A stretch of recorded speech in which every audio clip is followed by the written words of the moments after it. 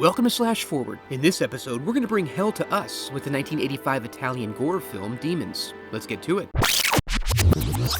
We open in the subway as the city moves rhythmically to a tune that would be at home in any Ninja Turtles movie. Yeah!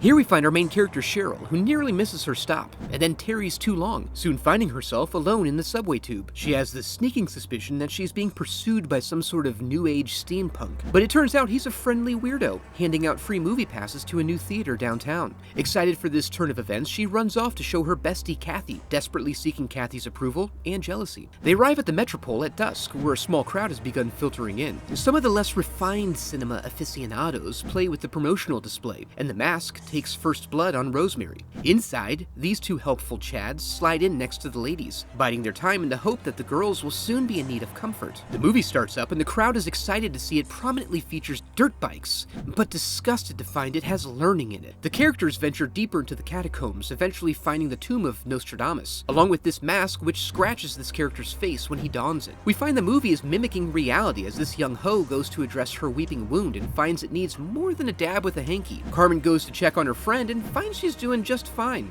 and then takes a detour to look for some ointment or disinfectant, but gets lost amid the heavy curtains. She ends up behind the screen with a leaky pustule on her neck. She tries to get help and eventually leaps through the screen. While the crowd checks on her, Rosemary treats these young lovers to an elevation of their kink, with a dual asphyxiation. As the crowd comes to the slow realization that the events of the movie are coming true in real life now, Carmen confirms this by transitioning to demon and getting freaky. They all try to clear out, but not quite fast enough as Carmen proceeds to goatsy this man's throat. As the first wave crashes against the lobby doors, they find themselves stuck, crammed in like rats. After tearing the doors away in their panic, they're horrified to find that they've been walled in somehow. The crowd disperses, looking for the emergency exits, which are surely still functional. This straggler goes her own way and ends up getting scalped by Rosemary. The boys notice the struggle and manage to shut her into the room with some effort, and now they moist as hell. Tony further explains how the mask had scratched Rose, and determines what they ought to be doing is shutting down the evil-inducing movie. When they bust in, there is no projectionist, and no one has the expertise to handle the machines, so they get smashy. However, the now double-blind man suggests the theater itself is what's causing this madness. They start to dispose of the corpses to avoid potential demon attacks, but then are promptly attacked by a demon, and that's the opposite of what they wanted. Tony whips out his stiletto and gets fashionably stabby, causing this demon to give poor innocent Hannah a bloodbath.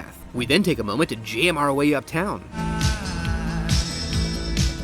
where these joyriders cruise the streets and enjoy some coke, which was intended as a pun, but then they actually start snorting cocaine through the straw. After a spill, they pull over to clean up, stopping near the theater. Inside, the survivors start to barricade themselves in the balcony section. Tony takes over as their leader, but only briefly as his ham hock becomes demon fodder, and he's sacrificed for the greater good. Once they finish their work, they start pounding on the walls to attract outside attention, eventually managing to break through. On the other side, they find a chamber of some sort, but it doesn't appear to offer a way out, so the girls go nuts. But they eventually all settle in and sweat it out on the balcony. Meanwhile, our punks find themselves being harassed by a couple of pigs. They take off running down a blind alley, searching for a way out until fate shines favorably on them, welcoming them warmly. They enter the now quiet theater and take a look around. They find an intriguing door blocked by their favorite beverage. The boys continue on, but Nina finds herself enamored with her own reflection, and she suffers for her vanity. While the movie-going demons become active, the sounds of possible rescue drive the survivors into a frenzy, and they begin to dismantle the barricade. However, rather than salvation, they find demons playing peekaboo, and they get absolutely ravaged. This attack demonstrates the girls chose their potential mates well, because George and Ken deftly fend off the attackers.